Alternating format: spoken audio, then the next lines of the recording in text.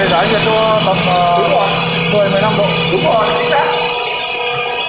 Tại vì tớ không có cảnh cái này đâu mà không biết là nước này không đóng có tí nào mà là bình